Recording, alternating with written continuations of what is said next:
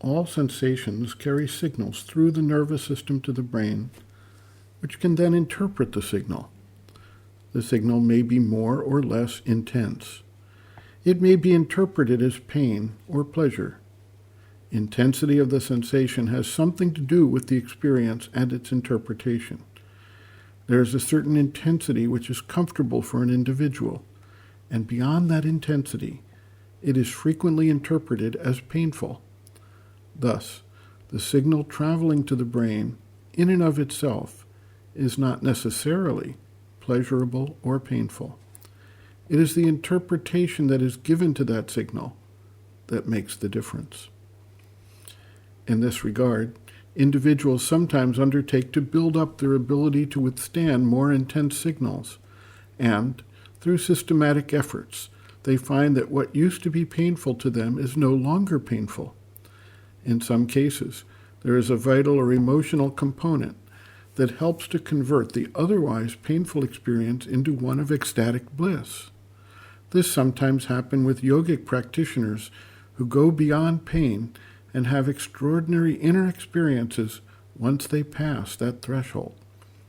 For example, we see yogis who sit, lie down, or walk on spiked beds or spiked sandals.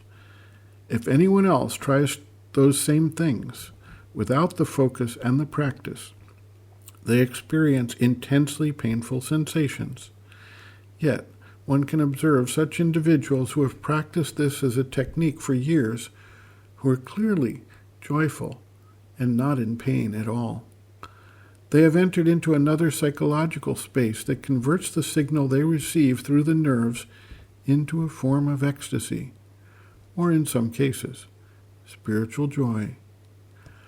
While these examples refer to rather extreme steps taken by individuals to push the limits, one can see analogous results where the spiritual seeking is sincere and firm that leave the seeker with calm or deep sense of joy, even in the midst of experiencing painful sensations. It is not just painful sensations, however, that can be transformed. Oftentimes, it is pleasurable sensations that represent the true obstacle for a seeker, who can become so enamored of the experience that he fails to make further progress, but simply tries to repeat the pleasurable sensation and wallow in it. Sri Aurobindo writes in his Thoughts and Aphorisms, quote, "There is no iron or irrefutable law that a given contact shall create pain or pleasure. It is the way the soul meets the rush or pressure of Brahman upon the members from outside them that determines either reaction." End quote. The mother observes, quote, "It is obvious that the same event or the same contact causes pleasure in one and pain in another, depending on the inner attitude taken by each one. And this observation leads towards a great realization.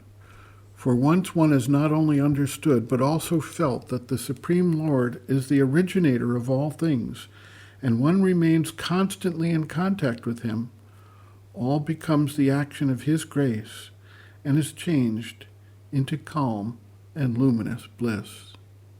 End quote. Reference, Sri Aurobindo and the Mother Looking from Within, Chapter 1, Looking at Life and Circumstances, page 6.